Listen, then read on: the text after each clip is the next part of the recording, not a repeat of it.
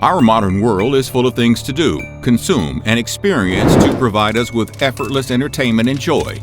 It is ironic that today we have so many options, but so little time. But in the bygone days of the Victorian era, people had a lot of time on their hands, but not a lot to do with it. We have the internet these days, and Victorians had to rely heavily on their imaginations. And when one is Victorian, their imaginations tend to lean towards a grim, creepy, and overall stranger side. Why were Victorians holding funerals for dolls? Why did they eat their lunches while sitting on tombstones? And what exactly was Punching Judy? Welcome to Nutty History, and today let's find out what creepy hobbies kept Victorians busy. Viewer discretion is advised for this video, as some of this video may be offensive or disturbing. We, the makers of this video, in no way support or condone the actions of the subjects featured.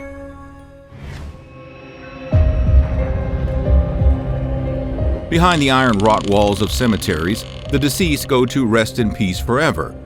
But when the living is overtly fascinated with death, it could get difficult to find peace in your final resting place.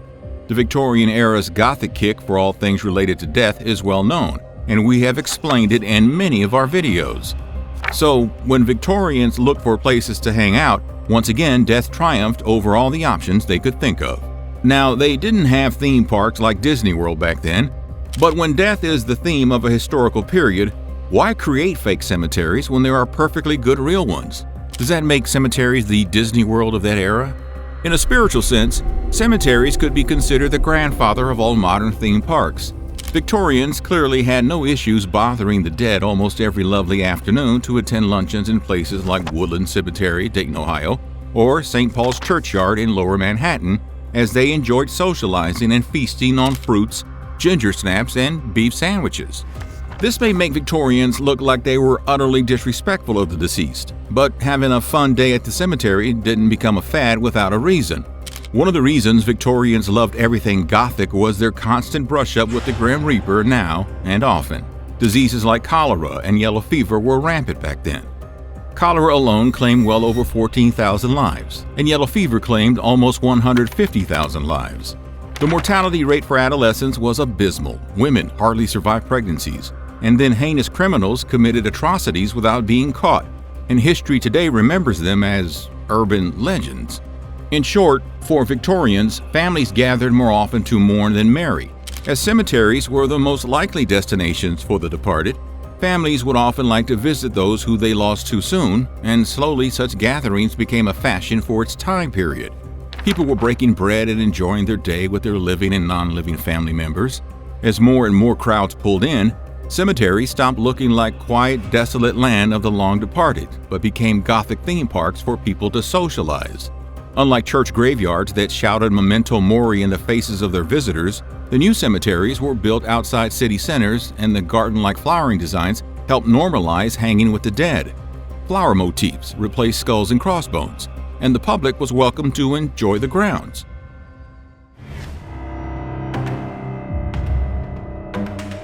It is easy to assume that true crime shows like Forensic Files and CSI, along with hundreds of YouTube channels retelling the stories of tragic events happening to innocent people due to the actions of malicious people, is a modern phenomenon.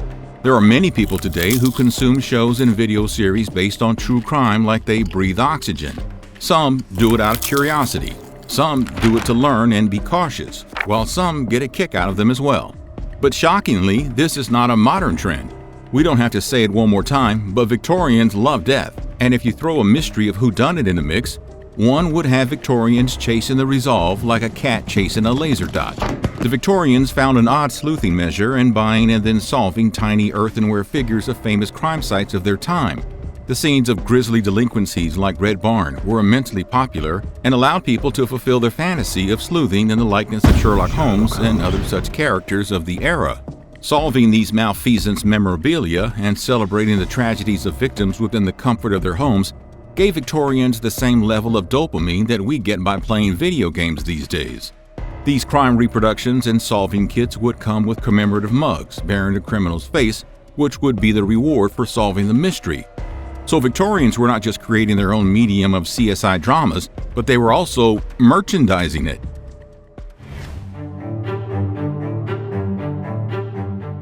Halloween was the time for Victorians to fully embrace their goth mystic side, and the games adults played in social gatherings back then resonated with the creepiness and risky side of the holiday. The women, especially single ones, had a lot of games focused around their future, where they hoped to be married, as marriage was an important milestone of a fulfilling life back then. Of course, who would marry who was the most popular topic for gossip. One such game involved the pouring of melted lead through a key into a bowl of water and analyzing the shapes for hints of their future husband's occupation. It was like reading tea leaves, but with a toxic element.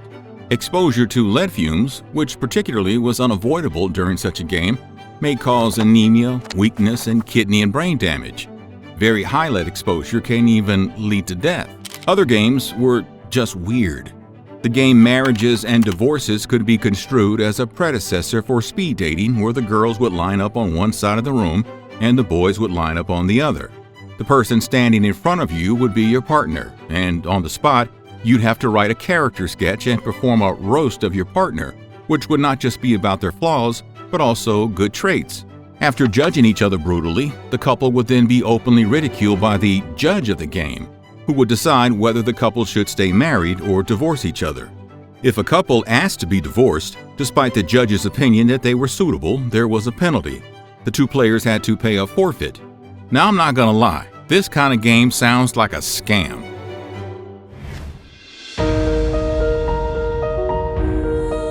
One of the many ways Victorian times are still very much part of the present Western culture and way of living is the children's games that were either invented in Victorian times or were inspired by Victorians.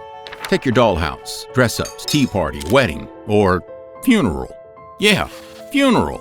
This particular game may have fallen out of favor in modern times, but back in Victorian times, parents wouldn't worry if they found their little girls holding memorial services for their dolls.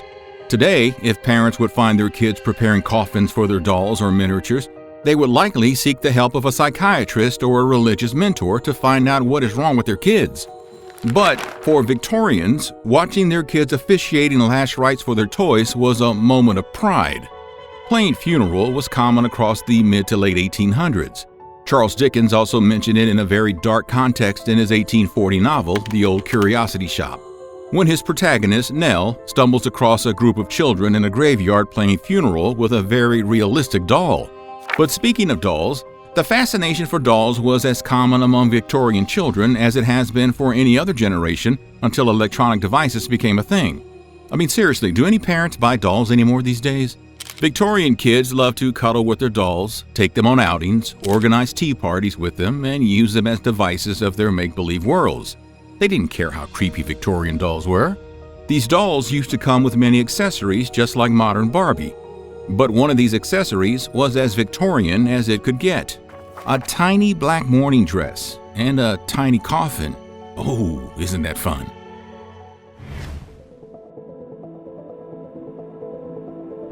If you're a fan of the new thriller movie Bullet Train, there's a good chance you remember the moment when the twins exclaimed the old Punchin' Judy.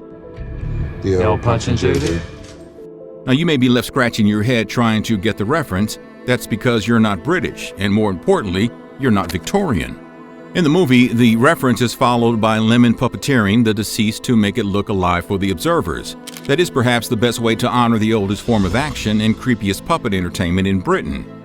Victorians didn't just love death, but surprisingly, they also liked it grisly and horrid. It may come as a culture shock, but one of the most popular forms of children's entertainment in Victorian England was a puppet show called Punchin' Judy that revolved around a disturbed vigilante named Mr. Punch.